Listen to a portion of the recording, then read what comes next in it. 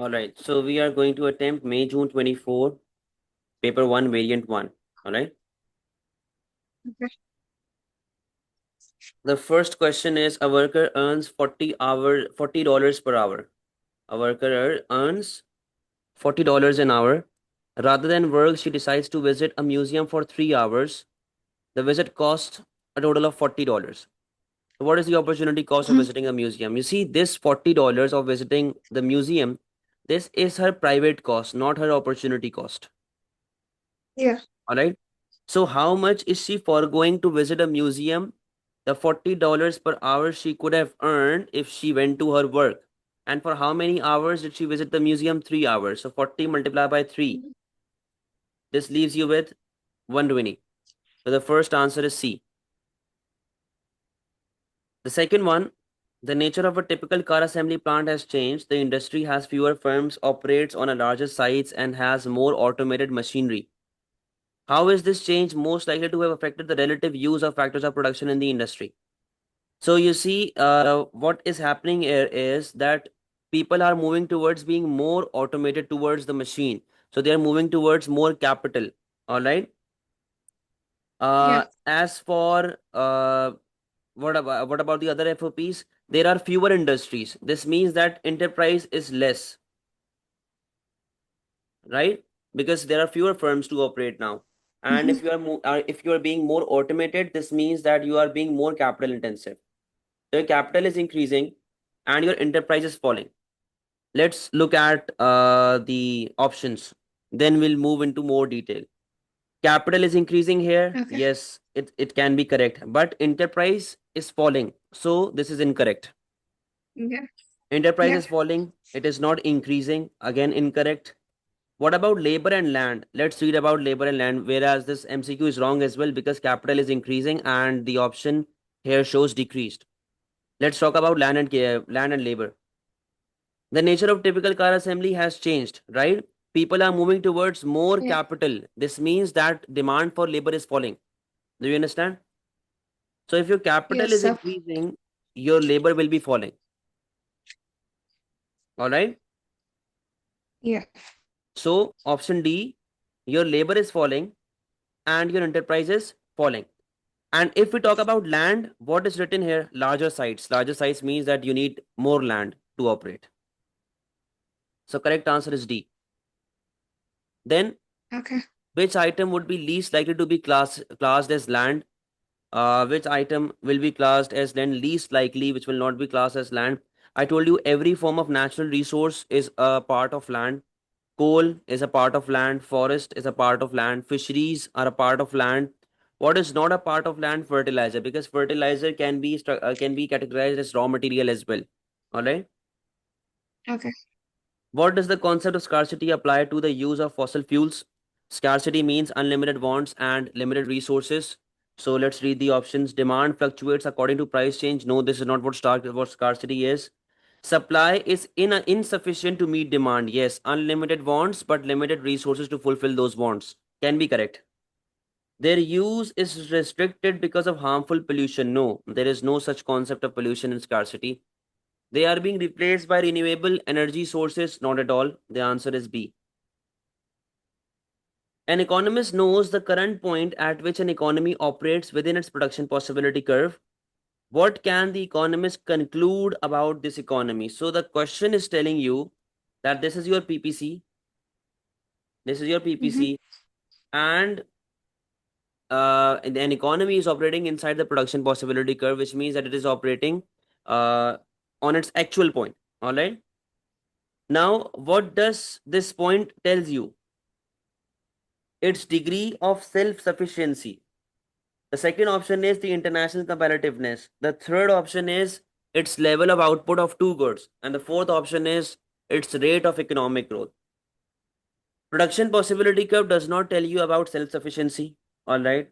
It does not tell you about international competitiveness. If there is economic growth, your PPC would have shifted rightwards like this. All right. If there was Yeah. any economic growth, your PPC would have shifted rightwards like this. But it is not shifting. You are operating at actual point. So what will be your answer? The level of two goods, output of two goods. This is how much you are producing from good X and good Y. Do you understand? Yes, sir.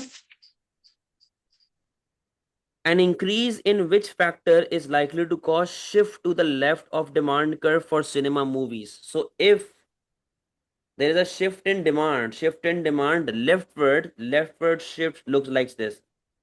It is shifting leftward, it is decreasing. So if there's a leftward shift, this means that demand is falling. All right. Now, which factor will cause demand to shift leftwards? Expenses for the heating system in the cinema.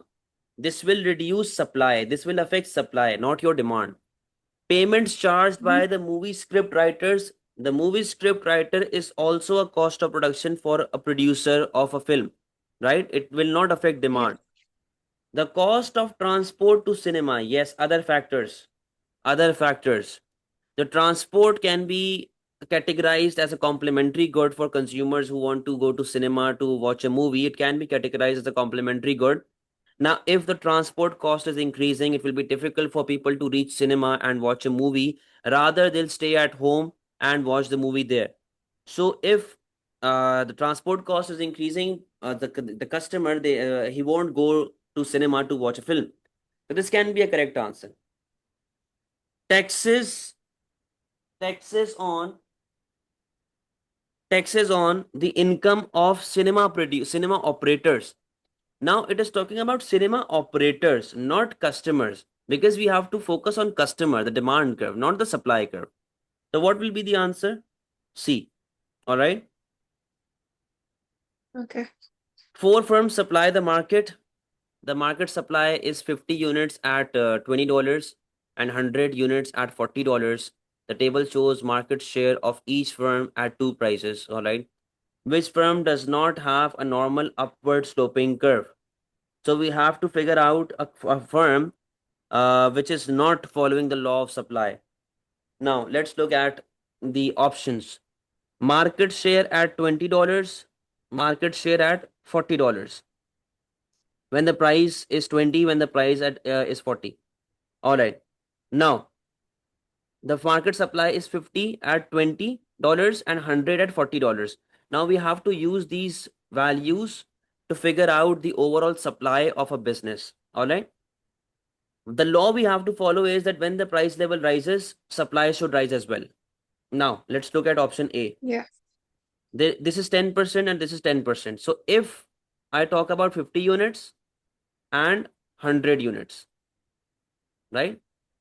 So when the price was 20, firm A was producing 2 units, and when the price was 40, firm B was producing 4 units. So it is a normal upward sloping supply curve. This is not the answer because we have to find a firm which is not following the law, right? So this is a correct answer. Now this one, firm B, 20% when the price was 20. So this means that it was producing 10 units earlier on, and then it started producing 50 units. So price increase will lead to an increase in supply. This firm is following the supply curve as well, the law of supply as well. Option C, 30% when the price was 20. This means 15 units were produced. And 20% when the price was 100. This means 20 units were produced. So again, law of supply is being followed. What about the last one? 40% when the price was 20. This means that this firm produced 20 units earlier on, and then 20 units again when the price increased. This means that this firm is not following the law of supply because your price is rising, your supply is constant. And the examiner Okay. asked us to figure out a firm which does not have a normal upward sloping supply curve. So what will be your answer?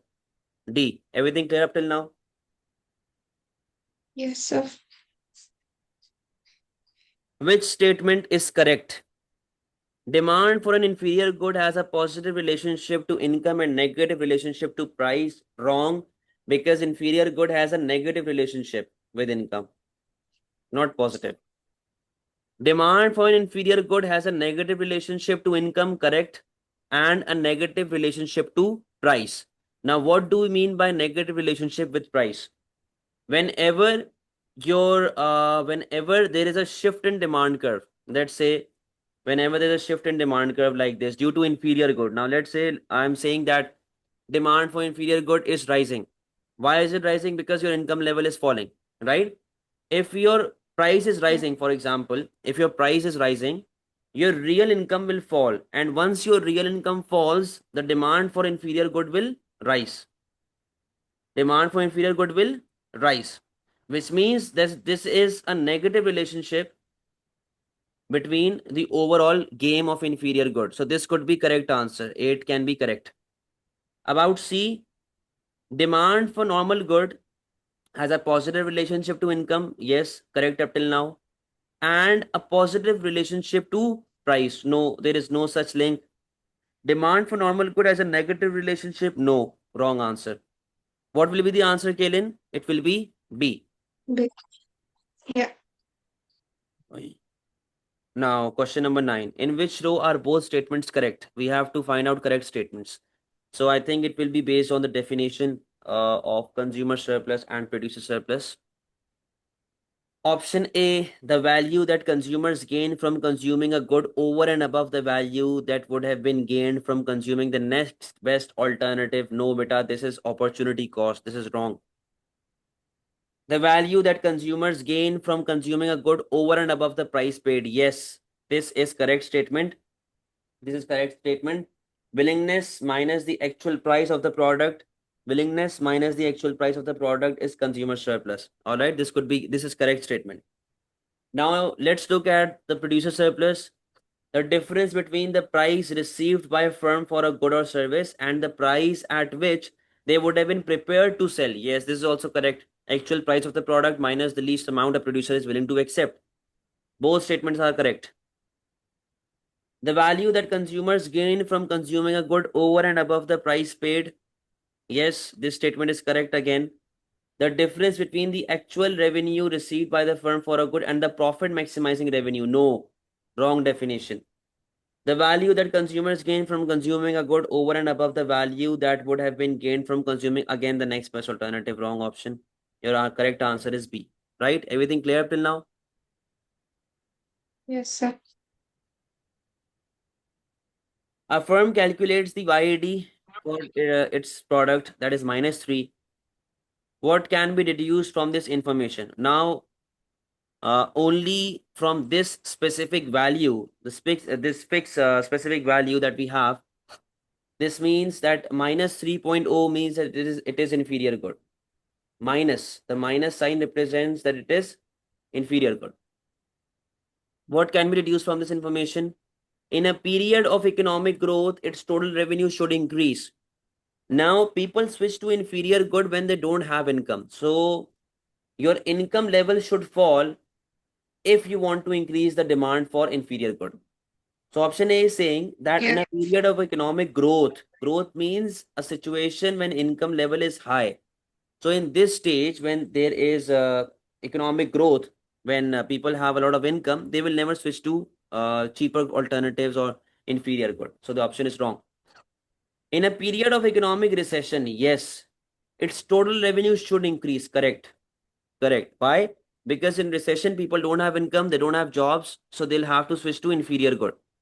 So if we switch to inferior good, our revenue will increase and demand for our product will increase as well. So this is correct.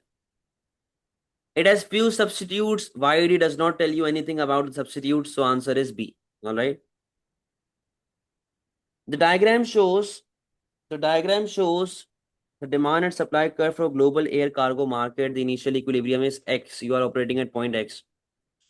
What would the new equilibrium be if there is a global recession and an increase in fuel cost? So whenever there's a global recession, this means that demand level will fall. Global recession means demand will fall. And increase in fuel cost means cost of production will rise. Now, this is your demand and supply curve, right? And this is your initial equilibrium point X. If there is global recession, demand for air transport will fall. The air cargo market will fall. D to D1. And due to increase in cost of production, supply level will fall as well. Your supply will shift leftward from S to S1. And This is the point that you will reach to new equilibrium point, that is point D. Everything clear? Yes, sir. A government gives free food to poor households in a community. What is this food an example of? A government is giving food. A government is giving food, right? Now, to help the community. Now let's just go through the conditions. What is free good? A free good is a good which does not have any opportunity cost and which does not requires factors of production to be produced, right? But again, food requires factors of production to be produced, so it is not a free good. Clear up till now? Yes, sir. It is not a free good. As for public good, majority of students will correct this answer of public good. Now it is not on. It is not a public good. Why? Because of the conditions. Now, first of all, food is non-excludable. The government, the public good is non-excludable, non-rivalrous, and non-rejectable in behavior. Now, government, let's say, is giving food in area A only, in only area A. What about area B? Do they have access to food? Do they have access to food? This means that this is an excludable behavior through by government between area A and area B. So there is this concept of excludable, right? What about rivalrous? Now, one household took 20 boxes, the other household took 50 boxes, and now it is and now the government is not able to fulfill each and every household. This means that rivalrous behavior is also there when we talk about food. All right. So according to according to the characteristics of public good, food is not fulfilling the characteristics of a public good, right? And food is not a demerit good, obviously. We are only left with normal good. Now, if there was an option of quasi public good, if there was an option of quasi public good, quasi public would have been the correct answer. Do you understand? Yes, sir. 13. A government wishes to raise the income of farmers without raising the price of food of consumers. So government wants to increase the income of farmers without implementing any form of minimum price, right?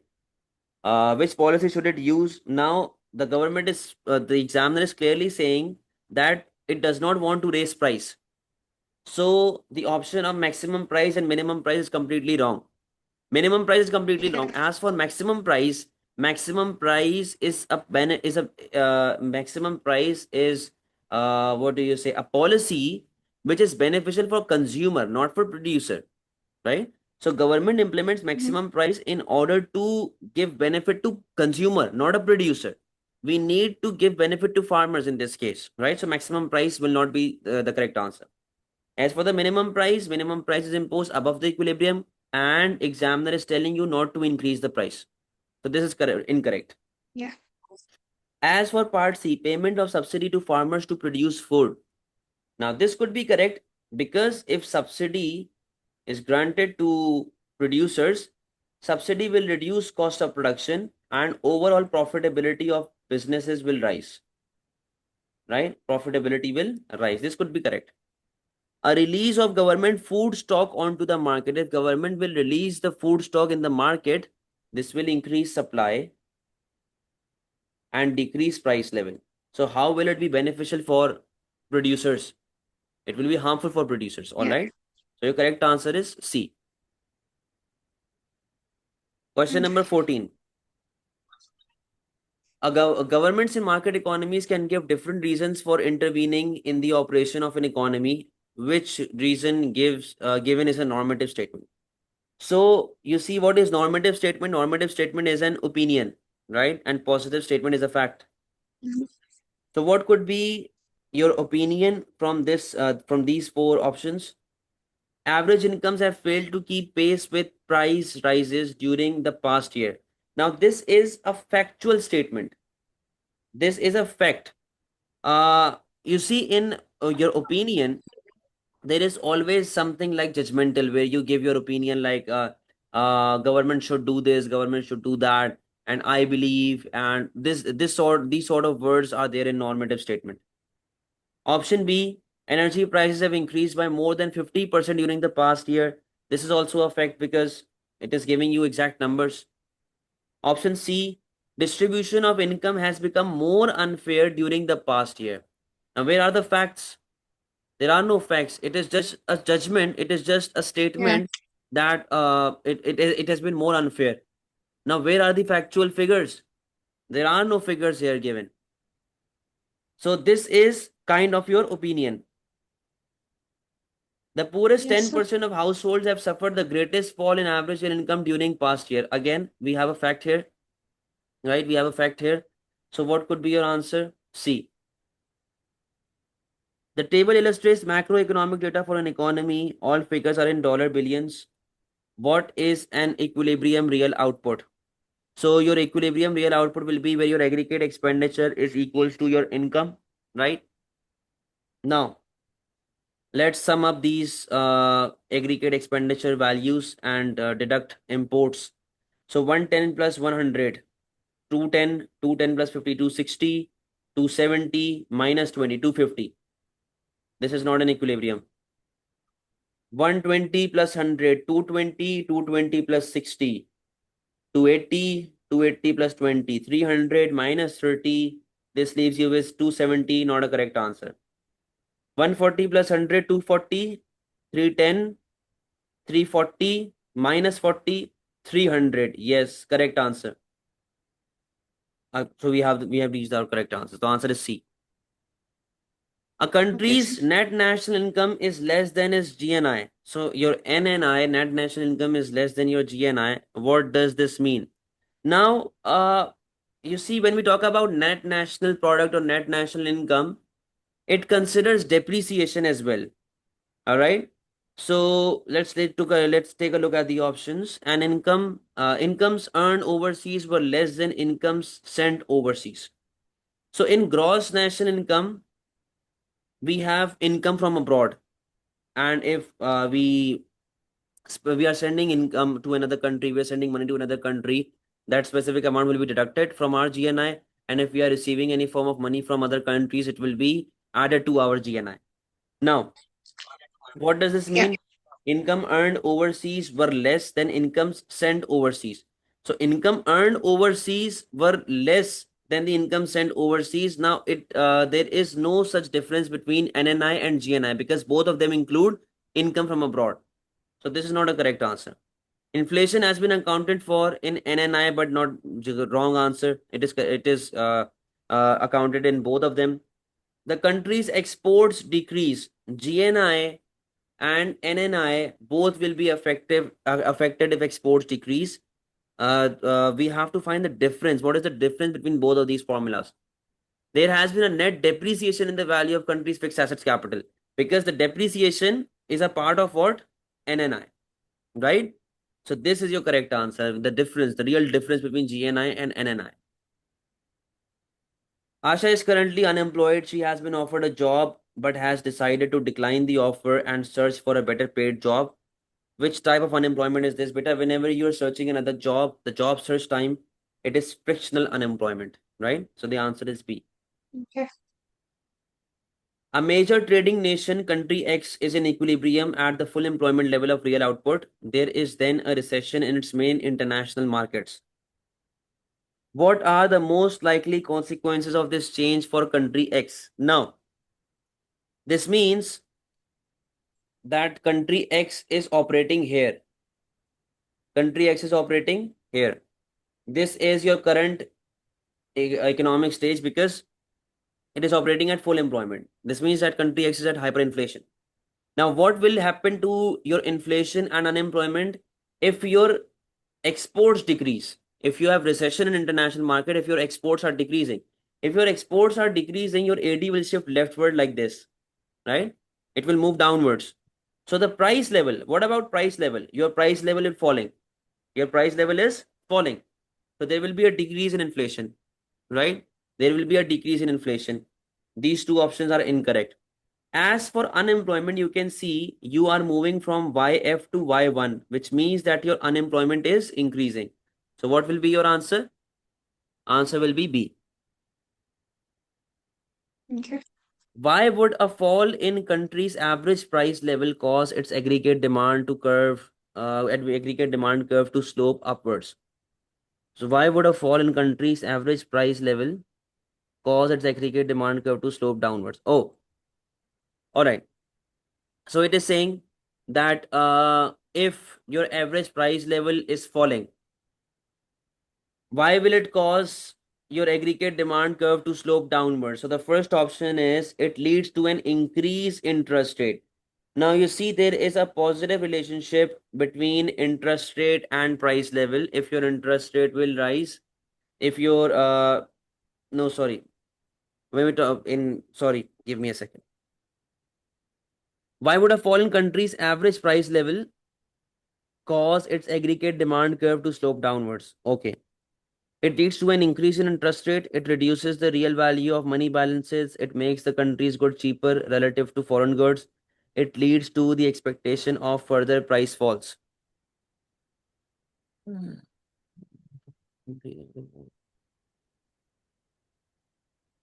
Right, let's draw the diagram. This is your aggregate demand. All right. So the option is saying that Okay. if your price level is falling, what is happening to your real GDP? Your real GDP is rising. All right. And if your price level is falling, these three options are kind of incorrect because the first option is saying that it leads to an increase in interest rate. You increase your interest rate when your price level is falling, not the other way around, to solve inflation, right? So you increase your interest rate Mhm. when your price level is rising. There in this question the price level is falling. This is not the correct answer. It reduces the real value of money balances. Now see, if your price level falls, this increases the real income and this increases the purchasing power of your currency. So this is also not a correct answer because it is saying that it reduces the value of your money. The option D is it leads to expectation of further price fall. There is no such indication from the movement of inflation that if today is inflation, the inflation will keep on going until the next 10 years. There is no form of expectation given in this data. So what is your answer? C. Because if your price level falls, it will make it relatively cheaper for foreign producers, right? It will make it for relatively cheaper for foreign people to buy your good. Do you understand? And it will be cheaper Yes, sir. than imports. So people will switch to domestically manufactured goods. To counter deflation, a central bank uses expansionary monetary policy. What is likely to result? This means that the government will reduce interest rate. So what will happen? 20. A higher cost of borrowing. No, beta, when interest rate falls, the cost of borrowing falls. It will not increase. An increase in aggregate demand, yes, because when interest rate falls, saving will fall, consumption will fall, and consumption will rise, and your investment will rise, leading to an increase in aggregate demand. So this is correct answer. An appreciation of the exchange rate. Interest and exchange rate have a positive relationship. So when interest rate falls, your currency should fall as well. Your exchange rate should fall as well. It will not increase. An increase in government debt, not necessary because government debt is linked with fiscal policy, not monetary policy. All right, it is linked with fiscal policy. Which statement about government budget surpluses and deficit is the most accurate? A surplus implies that the balance of payment is in surplus. Wrong. We are talking about budget. We are not talking about balance of payment. Balance of payment is export, import, and all the movement of cash flow in and out of economy. So we are talking about balance, Yeah. budget, not balance of payment. A surplus implies that government is spending too much money. Okay. A deficit implies that the economy is in decline. A deficit implies that national debt is increasing. Now the option number B. Surplus means that government is spending too much. Wrong. This means that government is saving too much because we have a lot of money and we can spend it later on whenever there's recession in economy. A deficit implies that economy is in decline, not necessarily, because when there is budget deficit, this increases aggregate demand. Government spending is more than tax revenue. So economy starts to boom. It does not fall further into recession. A deficit implies that the national debt is increasing. It can be correct, which means that we are spending more We do not have tax revenue, but we are spending more. This means that the government is asking for loans to other countries, from other countries. What is most likely to decrease if a government uses expansionary fiscal policy? So if government is using expansionary fiscal policy, what will decrease? Balance of payment deficit, not necessarily, because when you use expansionary fiscal policy, your price level rises, right? So your balance of payment could Yeah. increase, deficit could increase. Cyclical unemployment, yes, because your AD rises, growth boom, recession slump, your AD rises, this reduces cyclical unemployment. So this is the correct answer. Sweden had a change in its CPI of minus 0.6%, of minus 0.6%. Which combination of policies might its government use to restore price stability? Now, government wants to restore price stability of Sweden, and the CPI is minus 0.6%. An increase in interest rate and an increase in indirect taxes. Now we have to keep price stable. We have to keep price stable, right? This is your equilibrium. We need to keep prices stable. All right. Now, an increase in interest rate, an increase in indirect taxes. So if there is an increase in interest rate, this will reduce your aggregate demand because it is contractionary monetary policy, and an increase in indirect tax. An increase in indirect tax, what will happen? That this will decrease your aggregate supply. All right. As for option number B, increase in interest rate and reduction in government spending, and reduction in government spending and increase in income tax, reduction in interest rate and increase in government spending, reduction in interest rate. All right. So when we talk about price stability, which means that your CPI should be around 0. It should not be minus 0.6. It should be around 0. Now, if we use option A, an increase in interest rate and increase in indirect taxes, this means that your aggregate demand is falling leftwards, and increase in indirect tax will also cause supply curve to shift leftwards, which means that your price is not changing. Your price is not increasing. We have to reach to 0. All right. So this is not a correct answer. As for your option B, as for your option B, increase in interest rate and reduction in government spending. Now, one policy is increasing aggregate demand, the other policy is decreasing aggregate demand. Increase in interest rate.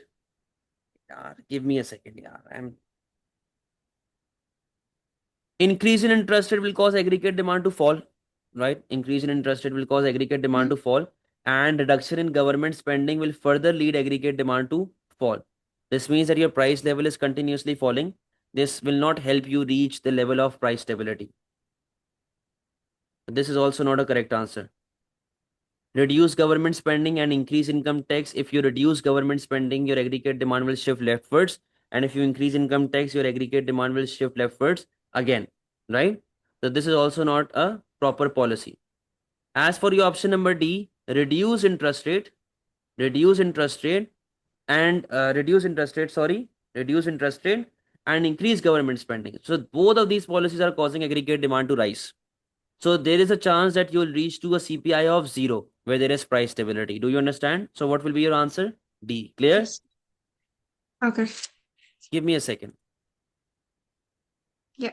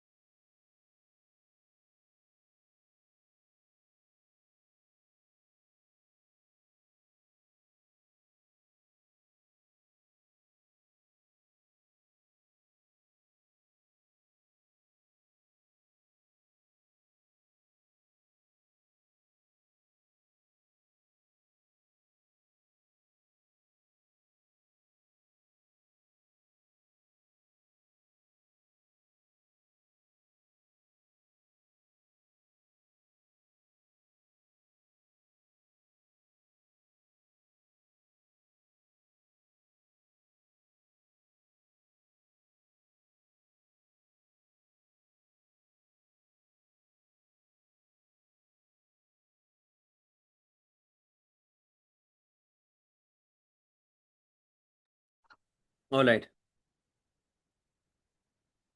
24. What is a disadvantage of operating a floating exchange rate system? So what will be the disadvantage of a floating exchange rate system? It makes it difficult to prioritize domestic economic policy. We have not discussed any form of drawback such as this.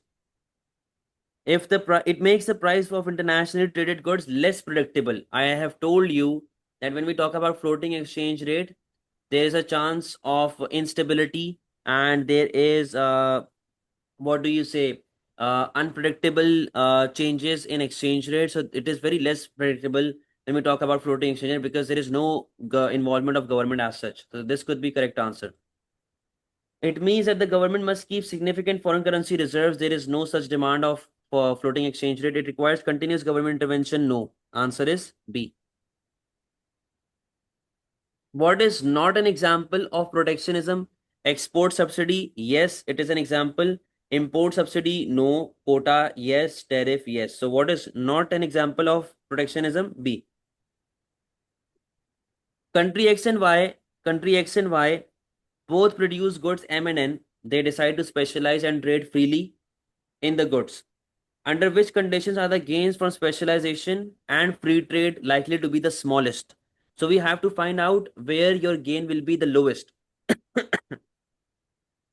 If the mobility is high, the mobility of factor of production between M and N is high. This means that your gain will be high. So we have to find out the lowest one. So high will not be the answer. Mobility of factors of production between M and N. Mobility of factor of production between country X and Y. So if we have to find out the lowest possible scenario where you'll gain the lowest, right? So if the mobility between factor of production is low, very low, then your gain will be the lowest. Now, what about the mobility of factor of production between country X and country Y? If a worker, if a factor of production can easily switch from one country to another, if it can go from country X to country Y or from country Y to country X easily, this means that he will never get a chance to specialize. He will never get a chance to settle down. He will never get a chance to stay in one country and specialize in a particular good or service. So, mobility should be high. What will be your answer? C. 27. The terms of trade of country increase from 100 to 120. Which statement is correct? What is the formula of terms of trade? Index of export price over index of import price multiplied by 100. All right, the terms of trade have deteriorated. No, the option 1 is incorrect. The statement 1 is incorrect. So both of these answers are wrong. We are left with C and D only.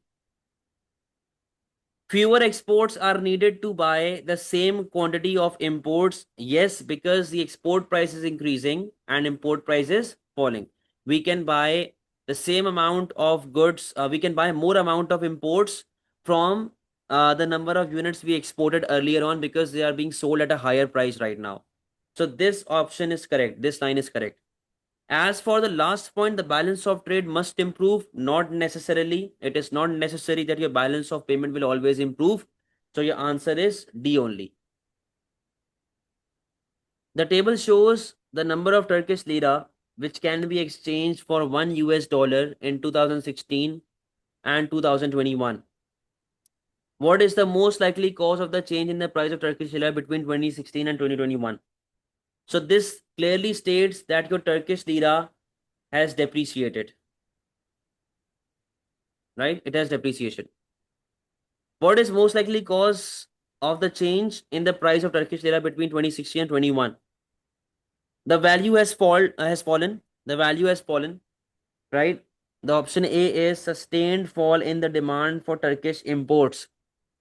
All right. Option B is sustained fall in Turkish government debt as a percentage of GDP, sustained rise in Turkish interest rate, a sustained rise in Turkish inflations. Uh, The correct answer here is D. Why? The first option, sustained fall in the demand for Turkish imports. If your demand for Turkish import is falling, if Turkey is importing less goods and services, this means that the supply of Turkish lira will be less in international market. So the exchange rate should have appreciated. But here in the question, the exchange rate is depreciating. Government debt has no link with the exchange rate. A sustained rise in Turkish interest rate. If interest rate of Turkey is rising, this would have appreciated the currency, whereas the currency is depreciating. Answer D. If there is inflation in Turkey, export price will rise and demand for export will fall. Demand for export will fall. This means that the currency of Turkish lira will fall as well. So the answer is D. Okay. Table shows current account of the balance of payment. What is the current account balance? So we have to just sum up all of these: trade in good, trade in service, net income, and net transfer. Credit means income, debit means expense. Export of goods, import of goods. So this makes a total of how much? 32,000. 32,000. All right. So it is 32,000. As for your trade in service, you will add 2,500 and you will deduct 2,000. So this gives you 32,500. Primary income, you'll add 100, but you'll deduct 1,000. So this leaves you with 31,600, right? Oh, sorry. Sorry.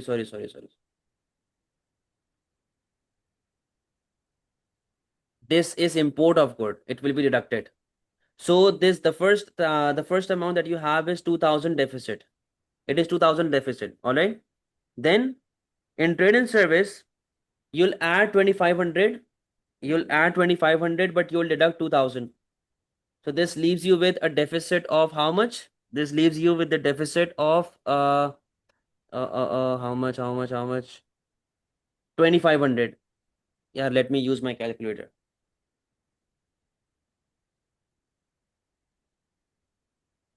So 15,000 minus 17,000. Deficit of 2,000. All right. Deficit of 2,000 up till now. Then you'll add 2,500 and you'll deduct 2,000. So this leaves you with plus 2,500 minus 2,000.